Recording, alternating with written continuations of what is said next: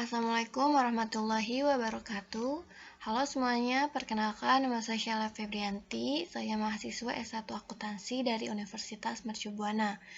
Di sini saya akan menjelaskan tentang uji asumsi klasik dengan menggunakan software SPSS.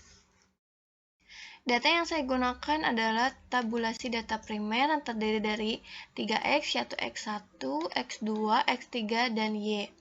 Di sini juga terdapat 20 responden. Kita langsung saja kita buka data SPSS, kita buka SPSS-nya. Pada bagian variable view, di bagian name kita ketik X1, X2, X3, dan Y. Kita lihat di data view-nya sudah terganti oleh X1, X2, X3, dan Y. Selanjutnya kita akan input dari data tabulasi kita, total dari X1, kita copy, kita pindahkan ke SPSS. Selanjutnya untuk X2,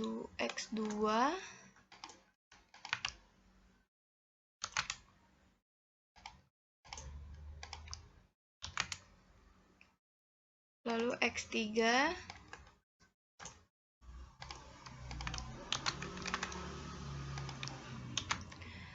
lalu yang terakhir Y.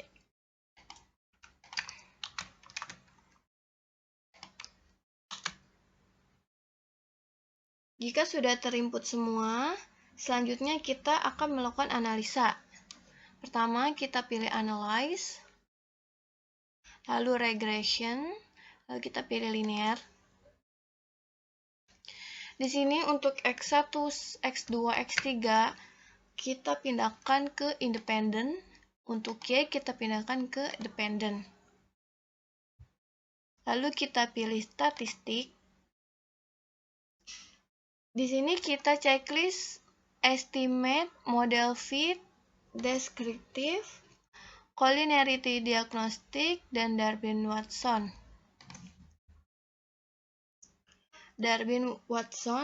Lalu kita pilih Continue. Selanjutnya kita ke Plots. Untuk Z-Spread, kita pindahkan ke X. Lalu untuk S-Receipt, kita pindahkan ke Y. Dan kita checklist untuk histogram dan normal probability plot. Lalu kita klik Continue. Kita save. Kita checklist Unstandardized di bagian residual. Lalu kita klik Continue. Lalu OK.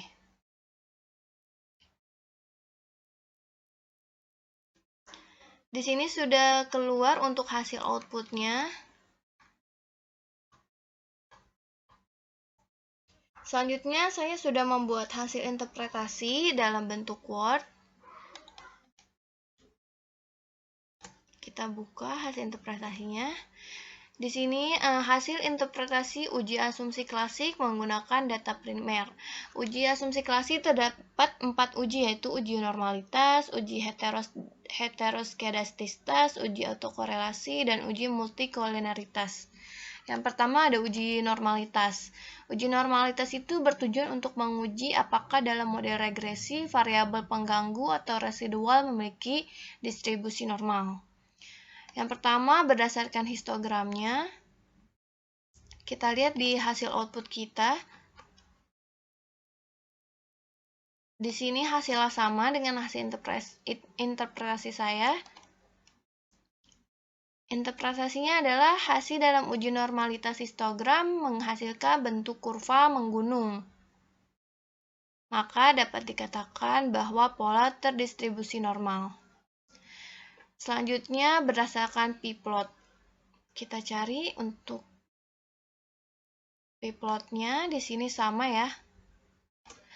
Untuk interpretasinya, hasil dalam uji normalitas p-plot menghasilkan dari garis diagonal, maka dapat dikatakan bahwa pola terdistribusi normal. Selanjutnya, one sample Kolmogorov-Smirnov test. Untuk mengetahui hasil ini, kita buka data SPSS kita. Kita lakukan analyze, lalu pilih non-parametric test, lalu legacy dialog, lalu satu strip sampel K strip S. Di sini kita pindahkan unstandardized ke test variable list. Lalu kita klik OK. Nah, sudah keluar hasil outputnya. Kita kembali ke hasil interpretasi kita. Di sini yang paling penting adalah hasil dari asimsik-nya sama ya dengan hasil output kita 0.200. Interpretasinya adalah jika nilai asimsiknya lebih besar dari 0.05, maka dapat disimpulkan bahwa residual menyebar normal, begitupun sebaliknya. Dari hasil uji normalitas metode Kolmogorov-Smirnov didapatkan hasil sebesar 0.200, yang artinya terdistribusi normal.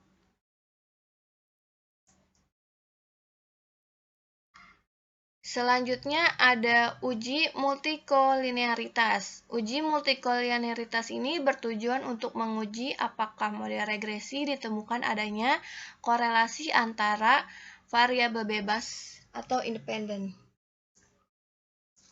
Kita cari di output kita untuk coefficient A, dependent variable Y. Di sini coefficient A, dependent variable Y, hasilnya sama. Yang kita lihat adalah hasil akhir tolerance dan VIF-nya. Sama ya, 0.032, 31.142. Uji ini memiliki dua syarat. Yang pertama, jika nilai tolerance ini lebih besar dari 0.10, artinya tidak terjadi multikolinearitas. Yang kedua, jika nilai VIF-nya lebih kecil dari 10.00, artinya tidak terjadi multikolinearitas.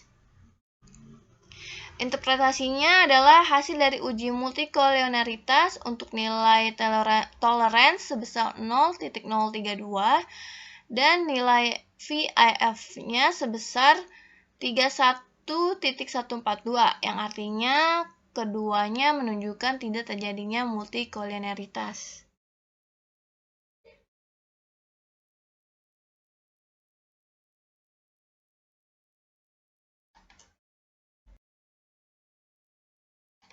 Selanjutnya, uji heteroskedastistas.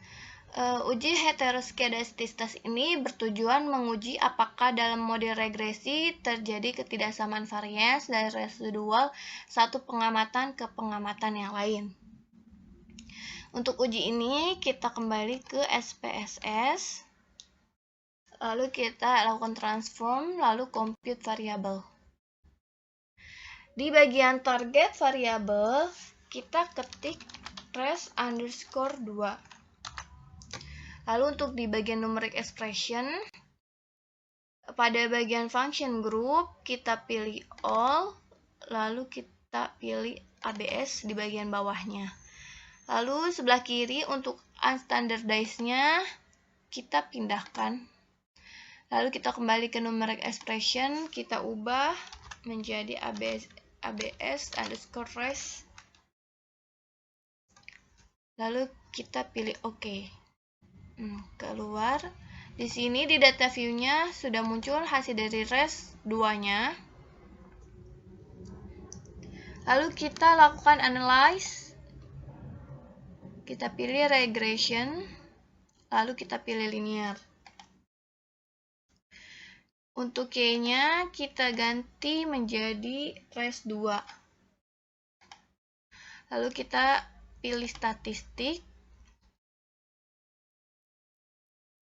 Di sini kita unchecklist untuk deskriptif, collinearity diagnostik, dan Darwin-Watson. Dan kita klik untuk covariance matrix-nya. Lalu kita pilih continue. Selanjutnya kita pilih plots. Kita hilangkan histogram dan normal probability plotnya. Kita klik continue, lalu oke. Sudah keluar outputnya. Kita kembali ke hasil interpretasi kita. Di sini kita berdasarkan scatter plot, kita cari di output kita scatter plot dependent variable y-nya. Nah, scatter plot dependent variable y. Di sini sama ya hasilnya. Interpretasinya adalah hasil dari uji heteroskedastisitas grafik scatter plot memperlihatkan bahwa titik-titik menyebar secara acak, serta tersebar baik di atas maupun di bawah, pada angka 0 pada sumbu Y. Artinya tidak terjadi heteroskedastisitas pada model regresi, sehingga model regresi layak dipakai. Lalu berdasarkan koefisien A, dependent variable res 2, kita cari.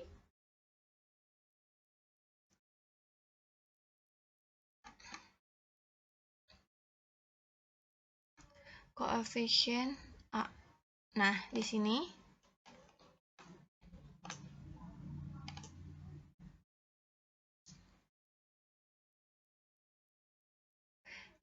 yang terpenting adalah hasil dari sig-nya, hasil terakhir dari sig-nya di bagian X3-nya sama ya hasilnya.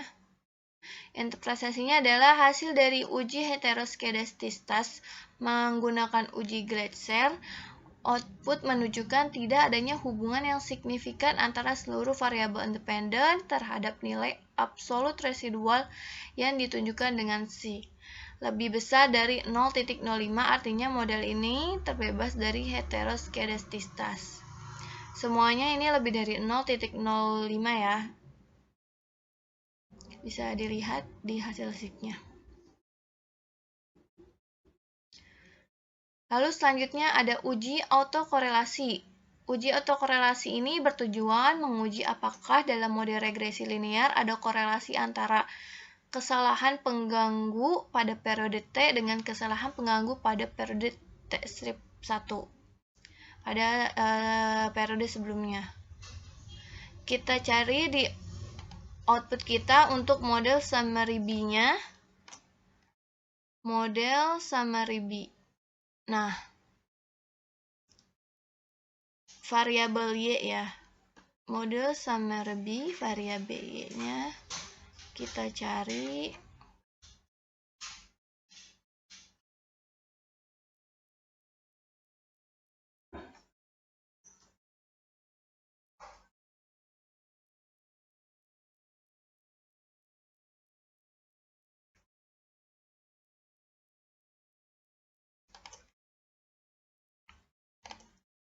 Di sini model summary B-nya sama ya hasilnya.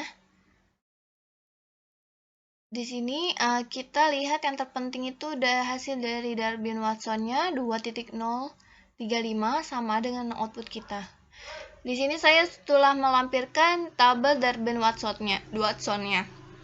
Di sini terdapat keterangan simbol K itu pada tabel ini menunjukkan banyaknya variabel bebas atau penjelas, tidak termasuk variabel berikut.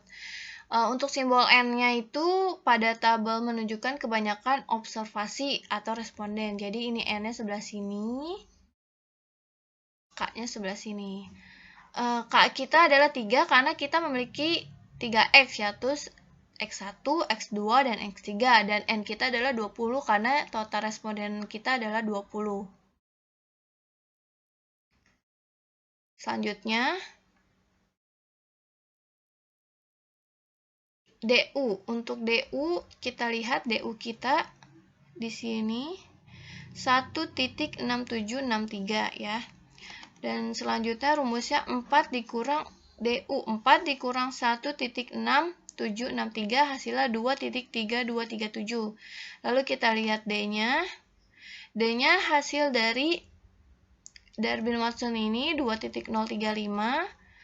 Lalu untuk DL-nya kita lihat di tabel. DL-nya 0.9976. Ya. Uji ini memiliki syarat. Yang pertama, jika D lebih kecil dari DL atau lebih besar dari 4 dikurang DU, berarti terdapat autokorelasi. Yang kedua, jika D terletak di antara DL dan 4 dikurang DU, berarti tidak terdapat korelasi.